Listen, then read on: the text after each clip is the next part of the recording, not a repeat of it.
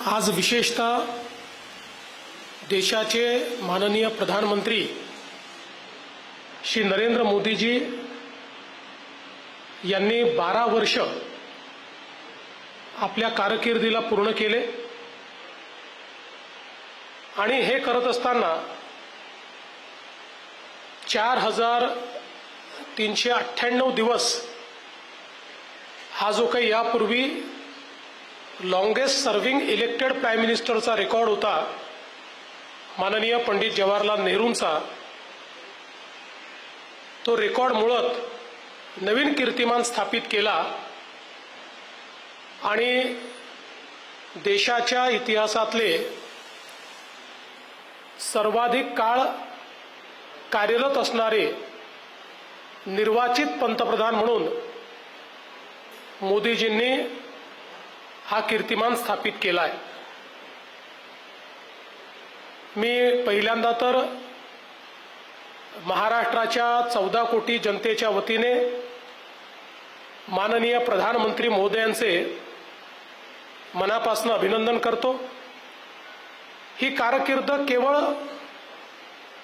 लांब आहे एवढीच यामुळे ती महत्त्वाची नाही, तर देशाचा चेहरा मोहरा बदलण्याचं काम आणि जगाच्या पाठीवर भारताची पत वाढवण्याचं काम या ठिकाणी केलेलं आहे। आणि एनडीए आज सर्वात मोठा समूह म्हणून देशाच्या 22 राज्यांमध्ये सरकार चालवतोय। जवळपास देशाच्या 75% भूभागावर आणि 80% नागरिक ज्या भूभागात राहतात अशा भूभागावर आज एनडीए शासित राज्य आहे। आणि काँग्रेस जेव्हा पीकवर होती तेव्हा देखील इतक्या मोठ्या प्रमाणात काँग्रेसला यश मिळालं नव्हतं। ते यश आज मोदीजींच्या नेतृत्वात भारतीय जनता पार्टी आणि एनडीएला प्राप्त झालंय। विशेषतः आमच्याकरता हे देखील अत्यंत आनंदाची बाब आहे की वर्ष डॉक्टर श्यामाप्रसाद मुखर्जी यांच्या जन्मभूमीमध्ये भारतीय जनता पक्षाचं सरकार, बंगालमध्ये भारतीय जनता पक्षाचं सरकार आलं, त्यामुळे आम्ही अधिक आनंदित आहोत। आणि या 12 वर्षाच्या काळामध्ये मोदीजींना 32 आंतरराष्ट्रीय सन्मान मिळाले, त्यातले 24 सन्मान हे विविध देशातले सर्वोच्च सन्मान आहे। हा देखील एक रेकॉर्ड आहे। आणि आपण जर या देशांची डायव्हर्सिटी बघितली तर आपल्या लक्षात येईल की भारताच्या नेतृत्वावर किती विविध देशांचा विश्वास आज आपल्याला पाहायला मिळतोय। आणि सातत्याने जागतिक अप्रूव्हल रेटिंग एजन्सीजनी मोदीजींचं रेटिंग 75% पर्यंत ठेवलेलं आहे। आणि जगातले सगळ्यात पॉप्युलर लीडर म्हणून आज सगळ्या जागतिक रेटिंग एजन्सीज मोदीजींचं नाव घेतात। या 12 वर्षामध्ये सगळ्यात महत्त्वाचं काही घडलं असेल तर गरिबी आणि तीव्र गरिबीतून 25 कोटी लोकांना बाहेर काढण्याचं काम मोदीजींनी केलं। आणि संयुक्त राष्ट्रसंघाने देखील हा दशकातला चमत्कार आहे अशा पद्धतीनं या घटनेचा उल्लेख केलेला आहे।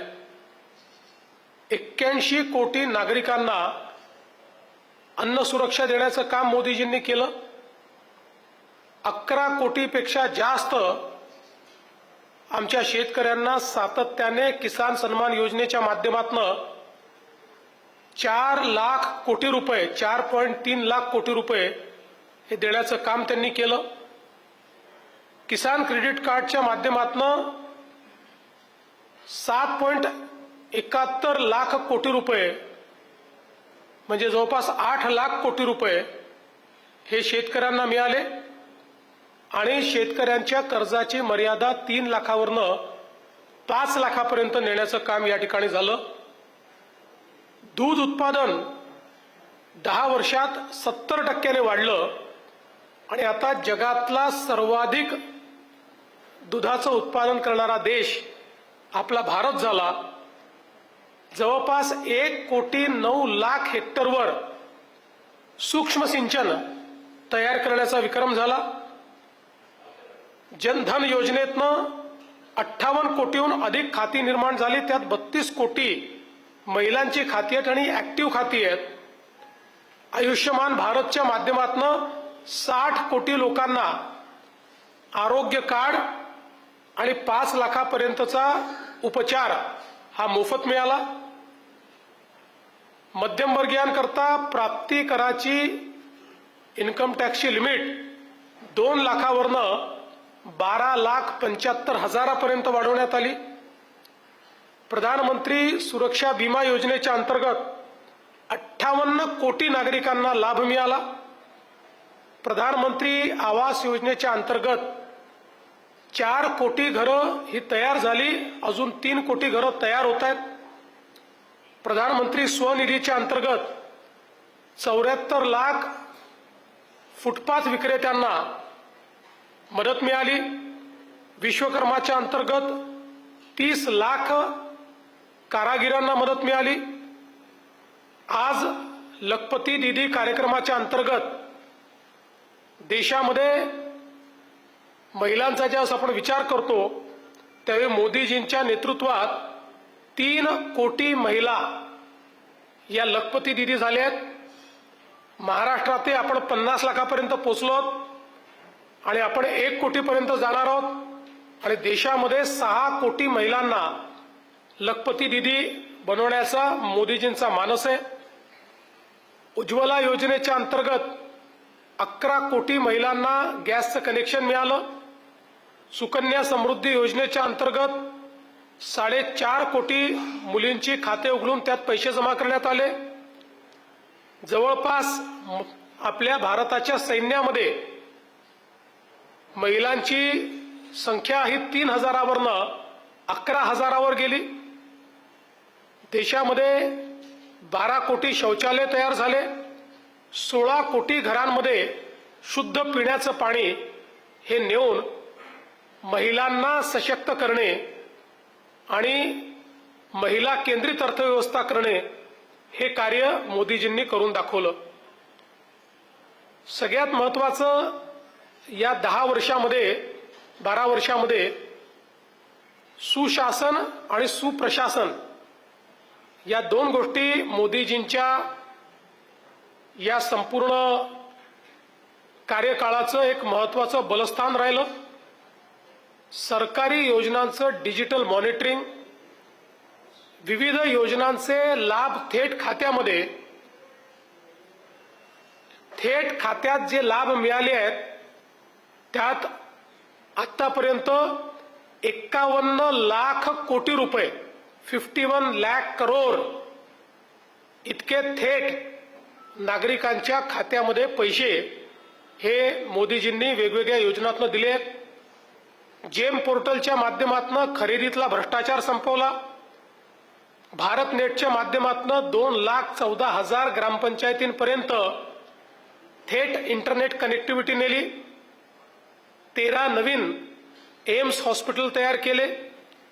ग्रामीण भागात 6 कोटी लोक हे डिजिटली साक्षर झाले आणि पायाभूत सुविधा क्षेत्रांमध्ये एक गुणात्मक आणि संख्यात्मक बदल करण्याचं काम हे मोदीजींनी केलं.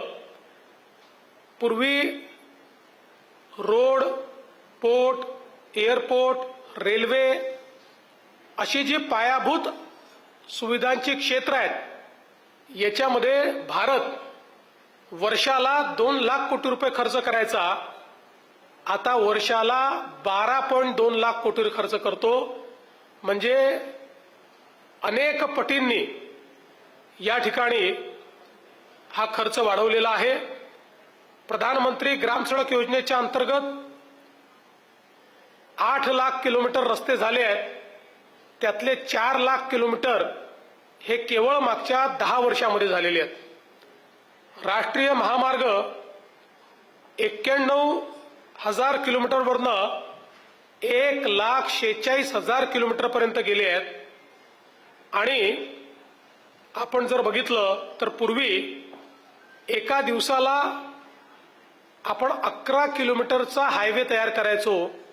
आता त्याची स्पीड दिवसाला 34 किलोमीटर म्हणजे 3 पटीने प्रतिदिन हायवे करण्याची स्पीड ही आपण वाढवली आहे. रेल्वे ब्रॉडगेज विद्युतीकरण हे आता 99.6% झालं आहे. म्हणजे जवळपास 100% रेल्वे ब्रॉडगेज रेल्वे ही आता इलेक्ट्रिकवर आपण आणलेली आहे. आणि 1337 रेल्वेचे स्टेशन्स अमृत भारत स्टेशन्स म्हणून आज त्याचा कायापालट होतोय किंवा झालेला आहे.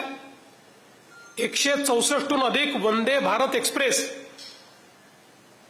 परदेशामध्ये किंवा जगाच्या प्रगत देशांमध्ये ज्या प्रकारची ट्रेन पाहायला मिळते ती ट्रेन 100% भारतामध्ये मॅन्युफॅक्चर करून आणि भारतीयांच्या सेवेमध्ये आणण्याचं काम करण्यात आलेलं आहे. देशातलं मेट्रो नेटवर्क हे पूर्वी 5 शहरांमध्ये होतं, आता ते 26 शहरात गेलंय. आणि जवळपास 5 पटीने हे मेट्रो नेटवर्क आज देशामध्ये वाढलंय. पूर्वी देशात 74 विमानतळं होते, आता 164 विमानतळं ही देशामध्ये तयार झालेली आहे. त्यामुळे पायाभूत सुविधा क्षेत्रात संख्यात्मक आणि गुणात्मक एक प्रचंड मोठा बदल झालेला आपल्याला पाहायला मिळतोय. आज आपण पाहतोय की भारत जगातली 4थी सर्वात मोठी अर्थव्यवस्था झालाय. आणि लोक मंदी मंदी मंदी असं सांगत होते, पण चालू वर्षातला आर्थिक विकासाचा दर हा 7%हून अधिक रजिस्टर झालेला आहे. आणि जगात सर्वाधिक विकास वृद्धीचा दर हा भारताचाच आहे. फास्टेस्ट डेव्हलपिंग इकॉनॉमी आजही भारत आहे. आणि जवळपास आपण 345 लाख कोटीचा टप्पा पार केलेला आहे. 5 ट्रिलियन इकॉनॉमीकडे अत्यंत वेगाने भारताची वाटचाल ही आता चाललेली आहे. विदेशी मुद्रा भंडार 67 लाख कोटी रुपये आता आपल्याकडे आहेत. पुढच्या 11 महिन्याचे सगळे इम्पोर्ट्स आणि भारतावर जे विदेशी कर्ज आहे ते 94% कव्हर करण्याची क्षमता आज भारताच्या तिजोरीत आहे. एक काळ आपण असा बघितला की विदेशी कर्जाखाली बुडलेला भारत, फ्रेजाईल 5 अर्थव्यवस्था आणि वर्ल्ड बँक किंवा IMF हे सांगायचं की यातनं बाहेर निघाला नाही तर भारत डेट ट्रॅपमध्ये जाईल, कारण विदेशी कर्ज परत करण्याकरता भारताकडे पैसे नाहीत. आज त्या भारताकडे एका दिवसात परत करावे लागले तरी 94% कर्ज आपण एका दिवसात परत करू शकतो. अशा पद्धतीनं आणि 11 महिन्याचे एक्सपोर्ट हे याकरता महत्वाचं आहे की साधारणपणे UPAच्या सरकारमध्ये 1 महिन्याच्या इम्पोर्टचे देखील आपल्याकडे विदेशी मुद्रा नसायची, ते आता 11 महिन्याची आपल्याकडे आपल्या स्टॉकमध्ये या ठिकाणी आहे. GST आता 22 लाख कोटींवर गेलाय आणि अर्थातच यात पहिल्या क्रमांकावर महाराष्ट्र आहे. UPAचा जो व्यवहार आहे याच्यामध्ये 12,000 पटींनी वाढ झाली आहे आणि 314 लाख कोटी रुपयाचे डिजिटल व्यवहार आज भारतात चालले आहेत. चायना सहित सगळ्या देशांना भारताने मागे टाकलेला आहे डिजिटल व्यवहारांमध्ये. आणि विशेषतः आम्ही तयार केलेला UPI हा आता जगातले 30 देश वापरत आहेत. ब्राझील सारखा देश हा देखील आता UPI वर शिफ्ट होतोय. ही मला असं वाटतं की भारतीयांकरता अत्यंत गौरवाची परिस्थिती आहे. आणि प्रत्यक्ष कर संग्रह डायरेक्ट टॅक्सेस 27 लाख कोटीपेक्षा जास्त गेले आहेत. प्रोडक्शन लिंक इन्सेंटिव्ह मध्ये 20 लाख कोटीपेक्षा अधिकची विक्री आणि 12 लाख नवीन रोजगार तयार झाले आहेत. मेक इन इंडियामध्ये इलेक्ट्रॉनिक उपकरणं आता 1.9 लाख कोटीवरनं 11.3 लाख कोटीवर गेली आहेत. आणि सेमी कंडक्टरच्या क्षेत्रामध्ये भारत आता वैश्विक हब होतोय. जवळपास 1,64,000 कोटी रुपयाच्या 12 प्रकल्पांना सेमी कंडक्टर क्षेत्रामध्ये देशामध्ये मंजुरी मिळाली आहे आणि चिप्सचं प्रोडक्शन देखील आता भारतामध्ये सुरू झालेलं आहे. 2014 साली मोबाईल जे आपण वापरतो 90% मोबाईल हे आयात आपण करायचो. आपल्याकडे त्याचं प्रोडक्शन नव्हतं. आता 300हून अधिक कंपन्या भारतामध्ये मोबाईल तयार करतात आणि मोबाईलची निर्यात 163 पटीने आपण वाढवलेली आहे. आता मोबाईल निर्यात करणारा देश हा भारत झालाय. संरक्षण उत्पादनामध्ये आपण विशेषतः जो दारुगोळा आहे आणि बाकी बेसिक गोष्टी आहेत यात 94% इम्पोर्ट करायचो. देशात 6% निर्माण करायचो. आजची परिस्थिती अशी आहे की आपण स्वयंपूर्ण तर झालोच आहोत पण आपण निर्यात करतो आहोत आणि ही निर्यात 38,400 कोटीपर्यंत आज देशाची गेलेली आहे. 2.6 लाख स्टार्टअप्स आणि 120 युनिकॉर्न देशात तयार झाले आहेत. आणि या सगळ्या विकासासोबत मोदीजींनी विकास भी और विरासत भी अशा पद्धतीनं या देशाची अस्मिता आणि देशाचा स्वाभिमान हा पुन्हा उंच केलेला आहे. अयोध्येतील राम मंदिर असेल, काशी विश्वनाथ कॉरिडॉर असेल, उज्जैन महाकाल लोक असेल, केदारनाथ धाम असेल, देशामध्ये भगवान गौतम बुद्ध सर्किट असेल, डॉक्टर बाबासाहेब आंबेडकर पंचतीर्थ विकास असेल, भगवान बिरसा मुंडा जनजातीय गौरव दिवस असेल, प्रसाद योजनेतून 1700 कोटी रुपयाची कामं मोठ्या प्रमाणात वेगवेगळ्या भागांमध्ये झालेली आहेत. आणि आता राजपथ नाही तर कर्तव्यपथ, राजभवन नाही तर लोकभवन, रेस्कोर्स रोड नाही तर लोककल्याण मार्ग, मुघल गार्डन नाही तर अमृत गार्डन, पोर्ट ब्लेअर नाही तर विजयपुरम, अशा पद्धतीनं आज आमची अस्मिता आम्ही पुन्हा जागृत केली आहे. योग दिवस हा जागतिक पातळीवर गेलेला आहे. आणि सगळ्यात महत्वाचं, काश्मीरमध्ये झालेली ऐतिहासिक चूक ही सुधारून 370 आणि 35A हे रद्द करून काश्मीरचं 100% भारतामध्ये इंटिग्रेशन विलिनीकरण करण्याचं काम हे मोदीजींच्या सरकारने केलंय. आपल्याला माहिती आहे की महाराष्ट्राला देखील मोदीजींनी खूप मोठ्या प्रमाणात मदत केली आहे. विशेषतः सिंचनाचं विशेष पॅकेज देऊन केंद्र सरकारच्या मदतीने महाराष्ट्रामध्ये गेल्या 10 वर्षात 100 पेक्षा अधिक प्रकल्प आपण पूर्ण केलेले आहेत. आज छत्रपती शिवरायांचे 11 किल्ले युनेस्कोच्या वर्ल्ड हेरिटेज यादीत गेले आहेत. मराठी भाषेला अभिजात दर्जा देण्यात आलेला आहे. भारतरत्न डॉक्टर बाबासाहेब आंबेडकर यांचं स्मारक लंडनमध्ये असेल किंवा युनेस्कोत त्यांच्या पुतळ्याचं अनावरण असेल, इंदू मिल इथलं स्मारक असेल, नवी मुंबईचं आंतरराष्ट्रीय विमानतळ असेल, मेट्रो 3 सहित वेगवेगळ्या शहरांमधल्या मेट्रो असतील, Atal Setu, coastal road, Mumbai Pune connecting link, आणि सगळ्यात महत्वाचं पुढचे 30 वर्ष महाराष्ट्र देशात नंबर 1 राहील अशा पद्धतीचं वाढवण बंदर की जे जगातलं पहिल्या 10 बंदरातलं बंदर असणार आहे, 10 लाख लोकांना रोजगार देणार आहे आणि महाराष्ट्राची आणि भारताची अर्थव्यवस्था बदलवून टाकणार आहे. अमरावतीचा मेगा टेक्सटाईल पार्क असेल, छत्रपती संभाजीनगरची DMIC असेल, ऑरिक सिटी असेल, दिघी पोर्ट असेल, गडचिरोलीत स्टील सिटी असेल, एम्स IIM IICT असेल, अशा अनेक गोष्टी सांगता येतील की या महाराष्ट्राला मोदीजींच्या नेतृत्वामध्ये महाराष्ट्राच्या विकासामध्ये एक गुणात्मक बदल हा या 12 वर्षाच्या कारकिर्दीत झालेला आहे.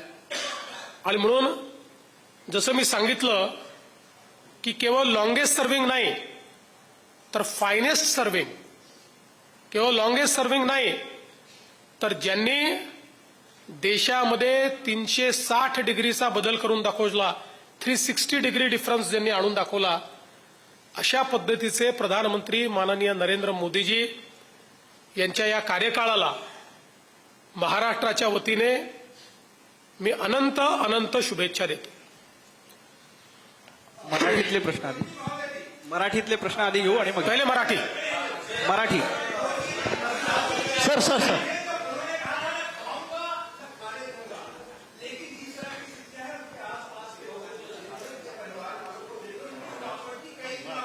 किसकी?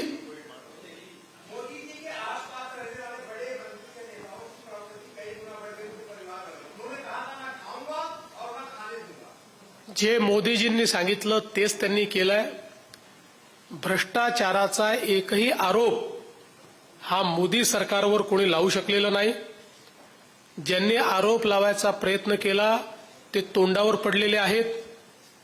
त्यामुळे हेही एक आश्चर्य आहे की 12 वर्ष बेदाग अशा पद्धतीचं सरकार हे मोदीजींनी चालवून दाखवलंय. सर 21 कोटी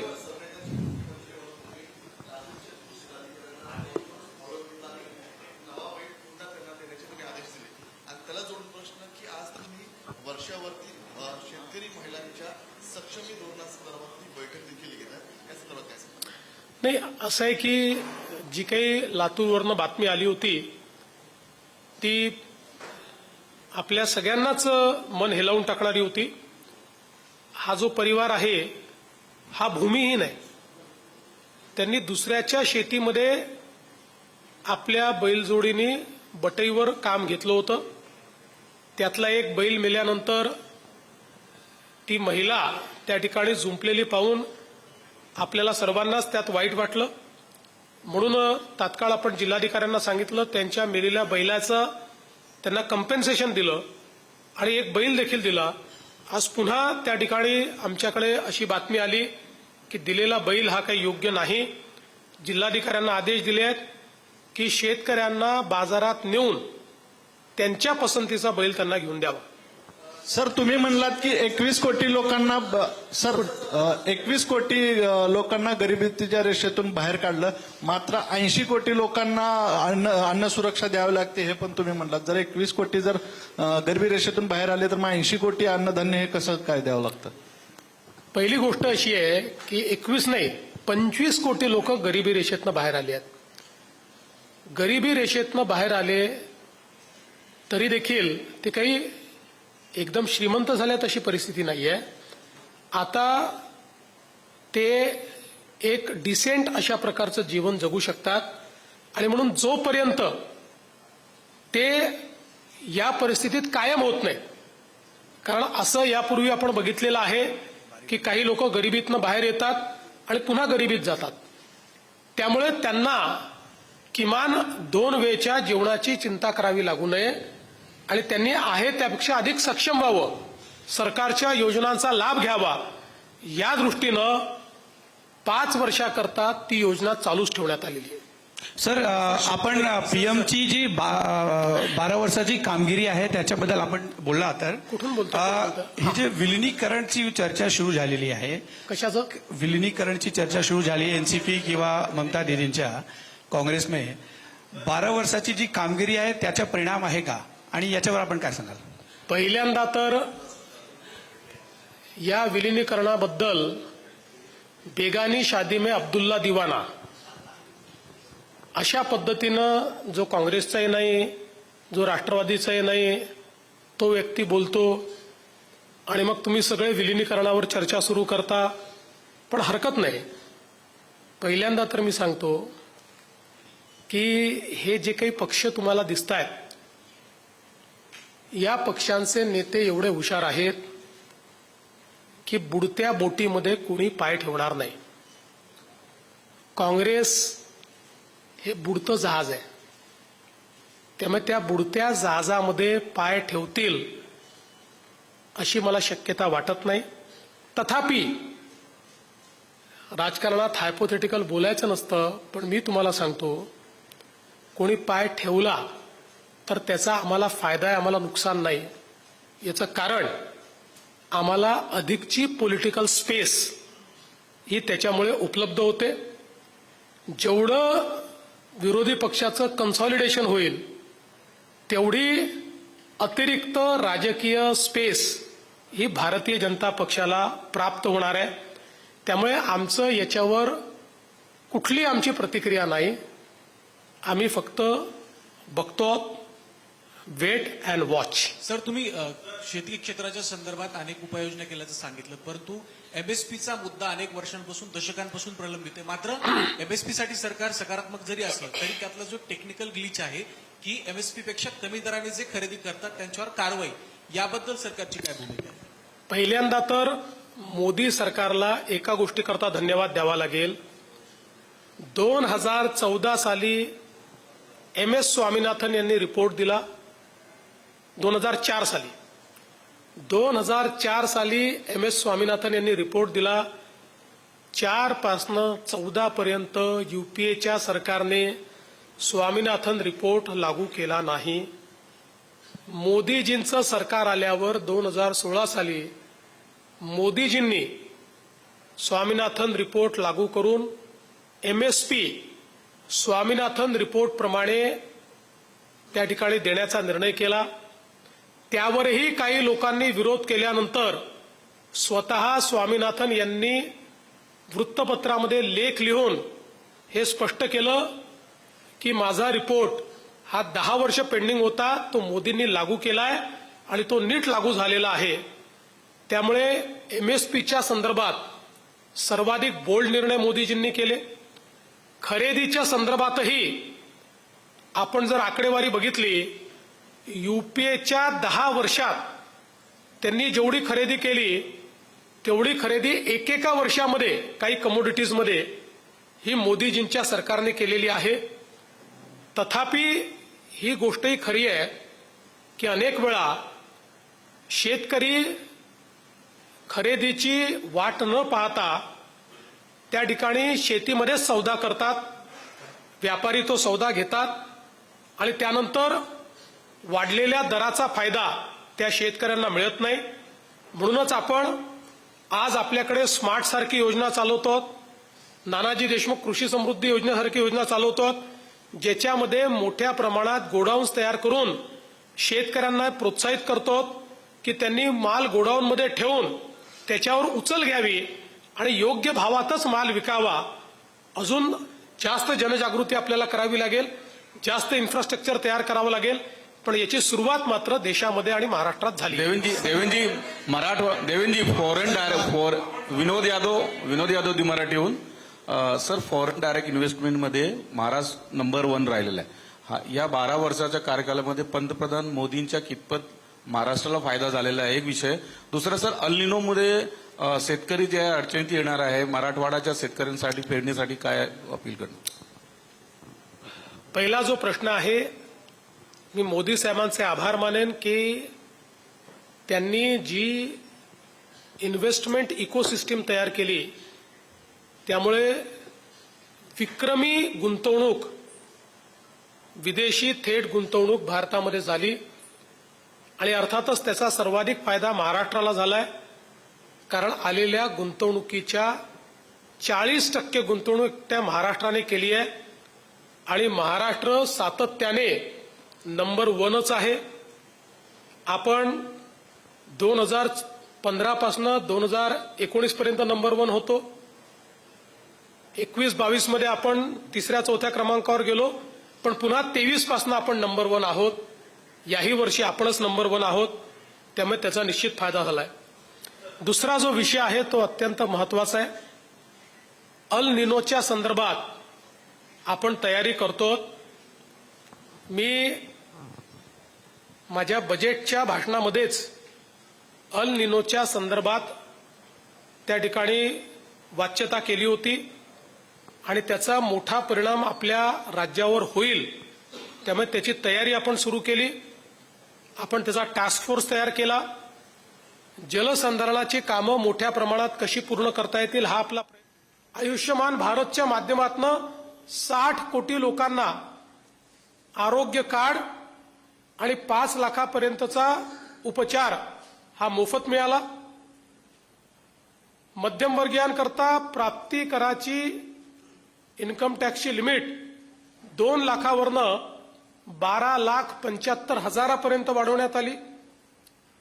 प्रधानमंत्री सुरक्षा बीमा योजनेच्या अंतर्गत 58 कोटी नागरिकांना लाभ मिळाला.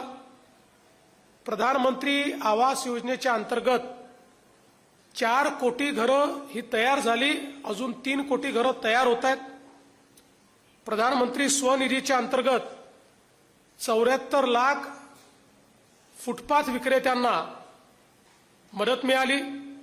विश्वकर्माच्या अंतर्गत 30 लाख कारागिरांना मदत मिळाली. सरकारच्या अॅडवायझरीवर आधारितच जर शेतकऱ्यांनी पेरणी केली तर दुबार पेरणीची वेळ येणार नाही. नेहमीच्या पद्धतीनं पेरणी केली तर पावसाच्या अभावामुळे पेरण्या वाया जातील आणि दुबार पेरणीची वेळ येईल. म्हणून आतापर्यंत शेतकऱ्यांनी संयम ठेवलाय. तसंच शेतकऱ्यांनी राज्य सरकारकडनं येणाऱ्या अॅडवायझरीकडे लक्ष द्यावं आणि जशा जशा पद्धतीनं वेगवेगळ्या भागामध्ये आमचं जो काही कृषी विद्यापीठं आहेत आणि राज्य सरकारची कृषी विभागाची यंत्रणा आहे, ही यंत्रणा ज्या अॅडवायझरी देते आहे त्यानुसारच, आणि आम्ही SMS पाठवतो आणि महाविस्तार ॲपवर देखील आम्ही सगळी माहिती देतो, त्या अनुषंगाने शेतकऱ्यांनी पेरण्या कराव्यात अशी विनंती आहे. सर ह्याच्यामध्ये कर्मचाऱ्यांच्या संदर्भात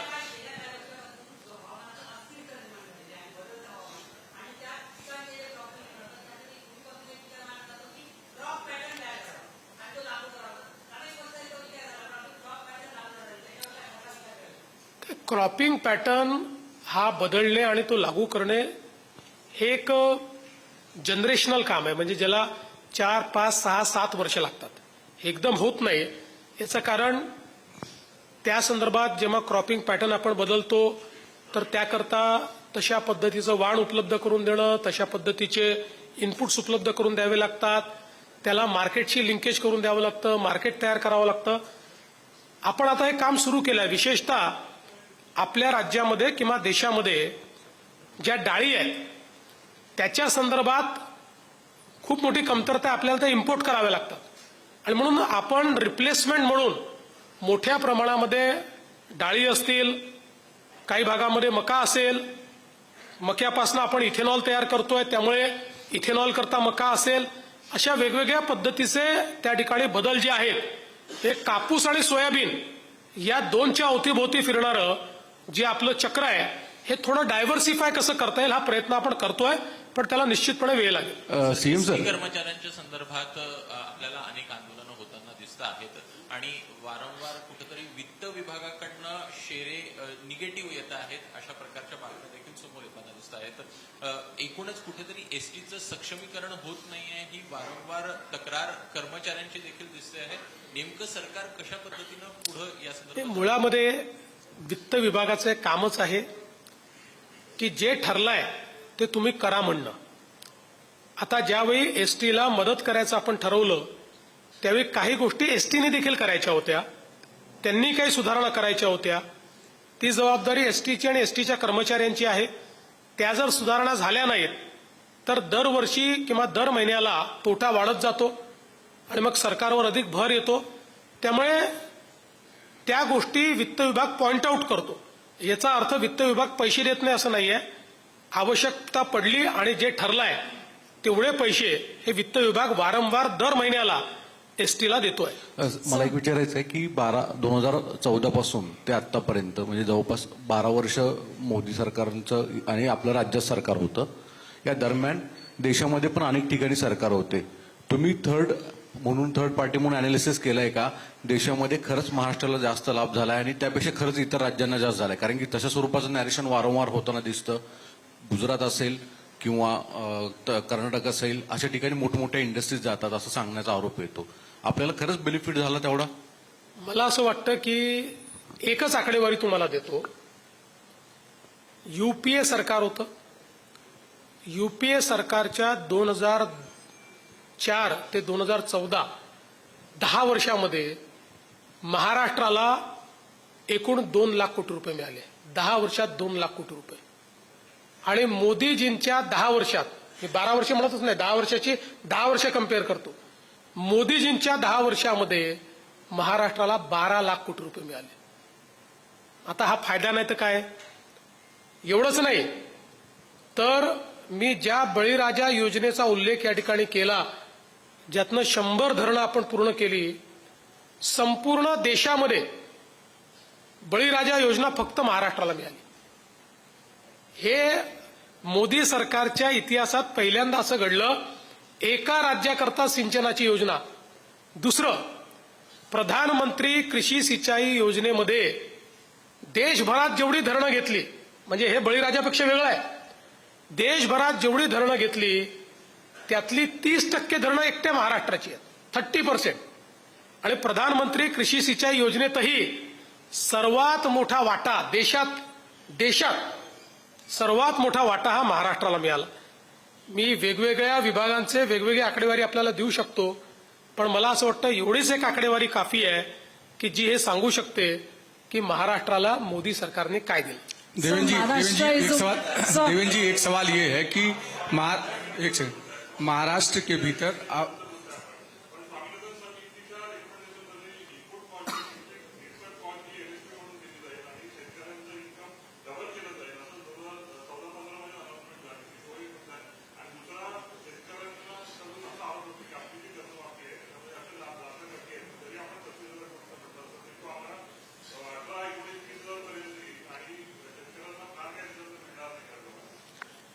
स्वामीनाथनचं मी यापूर्वी देखील सांगितलंय. स्वामीनाथनच्या रिपोर्टवर स्वामीनाथन साहेबांपेक्षा मोठं कोण आहे? जर त्यांनी हे सांगितलं की माझा रिपोर्ट लागू झालाय, आता तो रिपोर्ट लागू झाल्यानंतर त्याचे परिणाम यायला अजून काही वेळ लागू शकतो. शेतीसमोरची आव्हानं कमी नाही आहेत. निसर्गाचं सगळ्यात मोठं आव्हान शेतीवर आता तयार झालंय. क्लायमेट प्रूफ ऍग्रिकल्चर आपल्याला करावं लागेल. दुसरं, हे जे काही कर्जमाफी आम्ही केलेली आहे, या कर्जमाफीमध्ये कुठल्याही अटी आणि शर्ती आम्ही टाकलेल्या नाहीत. एकच अट जी आम्ही टाकलेली आहे ती विशेषतः महाराष्ट्रातली जी आमची बँकिंग सिस्टीम आहे आणि त्यातल्या त्यात आमच्या ज्या जिल्हा सहकारी बँका आहेत, या बँका टिकल्या पाहिजेत याकरता टाकलेली ती अट आहे की ज्याच्यामध्ये ज्यांना वारंवार माफी मिळालेली आहे त्यांच्याकरता याही वेळेस आम्ही माफी करणार आहोत, पण एका फिक्स्ड राशीपर्यंत त्यांची माफी करणार आहोत आणि उरलेले पैसे त्यांनी भरायचे आहेत. अदरवाईज आपली बँकिंग सिस्टीम ही पूर्णपणे उद्ध्वस्त होईल. बाकी साधारणपणे 40 लाखापेक्षा जास्त शेतकरी असे आहेत की ज्यांचा विना अट त्या ठिकाणी कर्जमाफीचा फायदा मिळणार आहे. आता आम्ही कर्जमाफीच्या संदर्भात एक सब कमिटी तयार केली आहे. मी आणि दोन्ही उपमुख्यमंत्री आणि काही मंत्री त्याच्यामध्ये आहेत.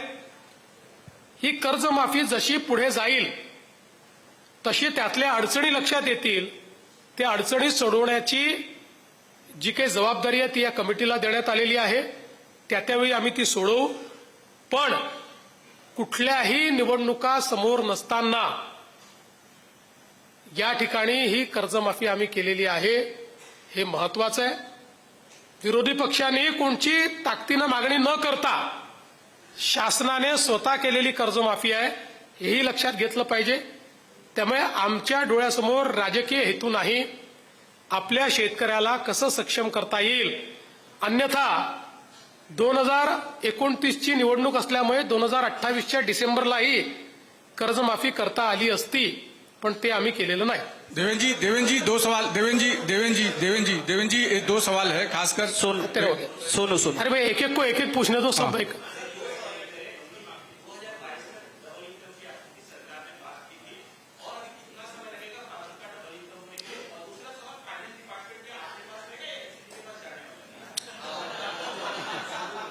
देखिए, पहला जो आपने सवाल किया उसमें त्याच्यामध्ये असं नाहीये की कोणत्याच शेतकऱ्यांना त्याचा फायदा मिळालेला नाही. आज राज्यामध्ये अनेक शेतकरी असे आहेत की जे आपला माल एक्सपोर्ट करतायत. अनेक शेतकरी असे आहेत की जे त्या ठिकाणी शेतीमध्ये मोठं परिवर्तन करून मॉडेल शेती तयार करतायत, शेतीला फायद्यामध्ये आणतायत. पण जो गरीब शेतकरी आहे त्याला अजून मदत करावी लागेल. ती मदत राज्य सरकार करेल आणि त्यालाही सक्षम बनवेल. आणि अर्थ खात्याच्या संदर्भात आज तरी अर्थ खातं माझ्याकडे आहे. देवेंद्र जी दो सवाल है, खास करके महाराष्ट्र को पिछले 12 सालों में केंद्र सरकार की तरफ अरे से भैया, अभी मराठी में दे दिया, मैं उसका जवाब वापस उसमें दो चीजें एक सेकंड, दो चीज, उसके बाद उसके क्या क्या मिला है वो आपने मराठी में बताया. पिछले 2-2.5 साल जो यूपीए के थे उसमें उन्होंने बहुत सारे ऐसे आरोप लगाए थे कि उनको जो जीएसटी का पैसा है वो नहीं मिलता है और तमाम सारी जो दिक्कतें उन्होंने बताई थी, उसमें कितनी सच्चाई थी. दूसरा जो सवाल है कि क्या 12 सालों का साइड इफेक्ट हुआ है, विपक्ष कमजोर और धीरे धीरे सिंक होकर एक दूसरे के साथ जाना शुरू कर दिए हैं क्या उद्धव ठाकरे हो या कहीं पूरे देशभर में. तुम्हालाही काहीतरी बातमी मिळाली पाहिजे म्हणून हिंदीत बोलतो. हिंदी देखिए, जहां तक जीएसटी का सवाल है, अब तो जो पहले 5 साल पूरे हुए और 7 साल पूरे हुए तो कंप्लीट हर राज्य का सीएजी के द्वारा अकाउंटिंग हुआ है. और कोई राज्य ऐसा नहीं है कि जिसको वैट रेजिम से कम पैसा मिला है. कोई राज्य ऐसा नहीं है कि जिसका एक पैसा भी केंद्र सरकार के पास बाकी है. सबको पूरा पैसा मिला है और वैट रेजिम से ज्यादा पैसा ये सबको मिला है. तो जो लोग जीएसटी आने के बाद कहते थे कि हमारे ऊपर अन्याय होगा, वो परिस्थिति दिखाई नहीं पड़ती. और सबसे बड़ा उदाहरण महाराष्ट्र है कि जो महाराष्ट्र मैन्युफैक्चरिंग स्टेट होते हुए भी हर महीने देश में हम नंबर 1 है जीएसटी कलेक्शन में, हर महीने. और पिछले महीने का तो आपने रिकॉर्ड देखा होगा, हमारे बाद के 3 राज्य जो है बड़े, उनका एक साथ मिलाकर जितना जीएसटी है उससे ज्यादा हमारा जीएसटी है. तो इसलिए मुझे ऐसा लगता है कि कोई उसका परिणाम नहीं, उल्टा सारे राज्यों का फायदा जीएसटी के कारण हुआ है. दूसरा, आपने जो कहा कि ये जो विलीनीकरण की बात चल रही है, एक पार्टी दूसरी पार्टी में जाएगी, तो जैसा मैंने कहा कि बेगानी शादी में अब्दुल्ला दीवाना है, न ये पार्टी कह रही है न वो पार्टी कह रही है, तीसरा ही कह रहा है और उसके ऊपर चर्चाएं चल रही है. मुझे ऐसा लगता है कि ये सारी पार्टियां, इसके नेता ये सीजन्ड है, ये होशियार है. कांग्रेस डूबती नाव है, डूबती नाव में कोई पैर नहीं रखता. इनमें से कोई डूबती नाव में पैर नहीं रखेगा. और जहां तक बीजेपी का सवाल है, अगर ये साथ में आते हैं तो हमारे लिए तो कोई चिंता की बात नहीं है, क्योंकि हमारा जो स्पेस है, पॉलिटिकल स्पेस, वो बढ़ता है. आज इतनी पार्टियां होने के कारण हमारा पॉलिटिकल स्पेस ये कहीं ना कहीं बढ़ने के ऊपर थोड़ी मर्यादा आती है. तो ये अगर कंसोलिडेट करते हैं तो हमारे लिए ज्यादा स्पेस तैयार होता है. इसलिए हमको उसमें चिंता की बात नहीं है. फिर भी मुझे ऐसा लगता है कि डूबती नाव में कोई पाव नहीं रखेगा. सर एक प्रश्न होता, सर एक प्रश्न होता Vidhan Parishad. Sir, there's a major slum demolition drive currently underway in Mumbai. slums are being demolished without any alternatives being provided to those whose houses are being demolished. What happens to the center's housing for all scheme? This is first question. So second question is, Maharashtra is the most industrialized state in the country today. Foreign investment is down from US 28 billion to US 1 billion in the last 2 years. Should Maharashtra be worried? Will it only be the government investing? पहिला जो प्रश्न तुम्ही विचारला त्याच्यामध्ये मुंबईमध्ये सर्वाधिक झोपडपट्टीच्या लोकांना स्वतःचे मालकीचे घरं हे गेल्या 10 वर्षात आम्ही दिलेले आहेत आणि यापुढेही ती घरं आम्ही देतच राहणार आहोत. पण ही घरं देताना माननीय न्यायालयाने काही अटी आमच्यावर टाकलेल्या आहेत. त्या अटींमध्ये जे लोक पात्र आहेत त्यांना घरं दिली जात आहेत. जे पात्र नाहीत त्यांना रिमूव्ह केलं पाहिजे असा माननीय न्यायालयाचा आदेश आहे. आता हे सायकल जन्मभर तर चालू शकत नाही की लोकांनी अतिक्रमण करायचं, आपण घरं देत राहायचे, अतिक्रमण करायचं. म्हणून न्यायालयाने कट ऑफ डेट टाकलेली आहे. ती मागच्या काळात आपण वाढवलेली आहे. आता त्याच्यानंतरचे जे लोक आहेत त्यांना न्यायालयाच्या आदेशाशिवाय किंवा परवानगीशिवाय आपल्याला घरं देता येत नाहीत. आणि विशेषतः काही ठिकाणी स्पेसिफिकली माननीय उच्च न्यायालयाने टाइम बाउंड पद्धतीनं कारवाई करायला सांगितलेली आहे.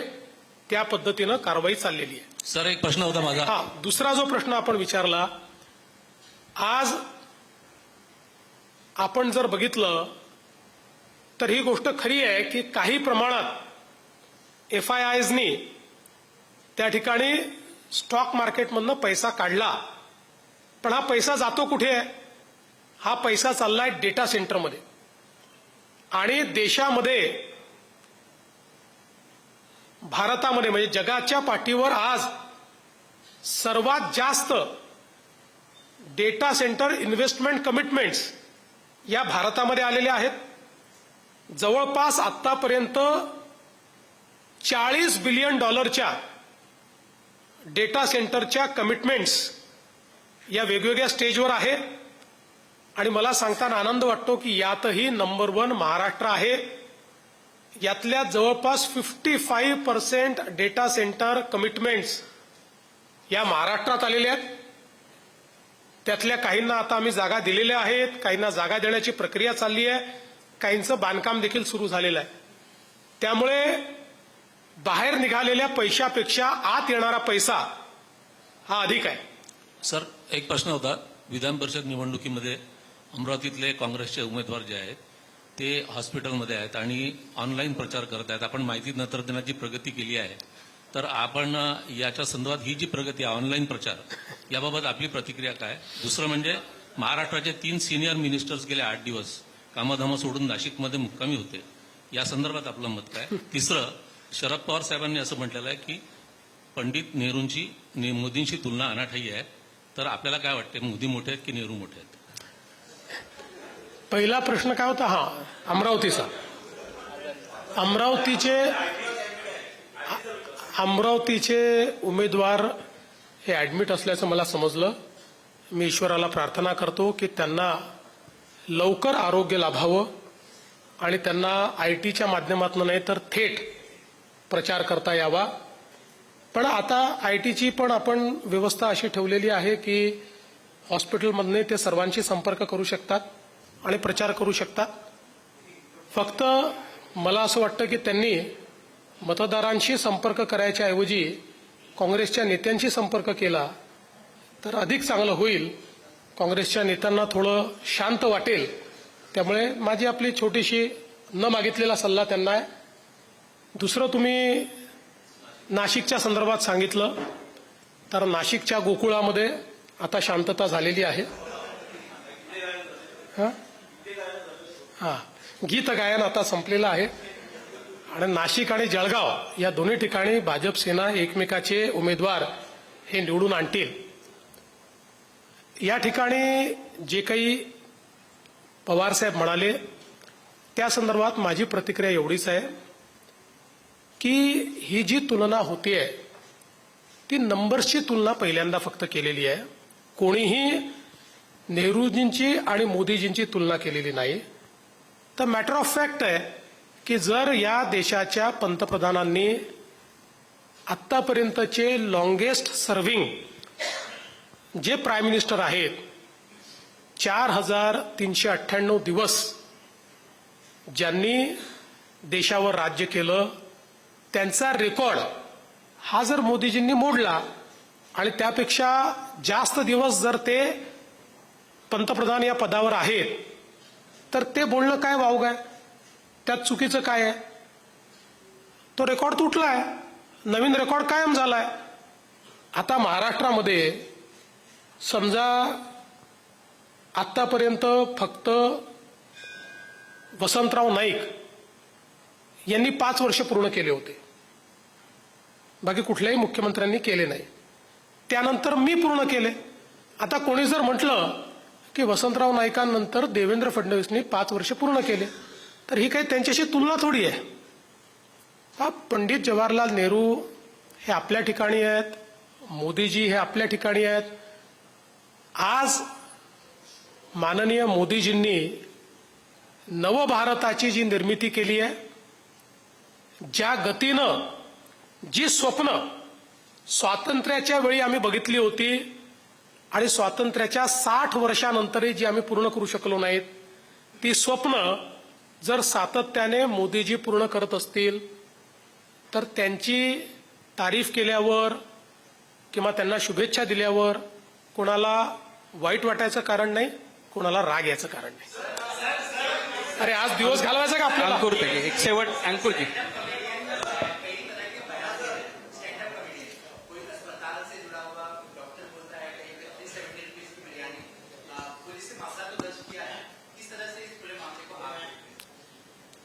मला असं वाटतं की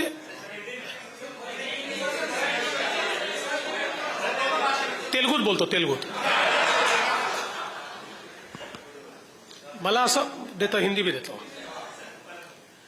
मला असं वाटतं की आपल्याकडे अभिव्यक्तीचा अधिकार हा प्रत्येक व्यक्तीला भारताच्या संविधानाने दिलाय, पण त्याचवेळी अभिव्यक्तीचं स्वातंत्र्य हे स्वैराचारामध्ये बदलू नये अशा प्रकारची अपेक्षा देखील भारताच्या संविधानाने व्यक्त केली आहे.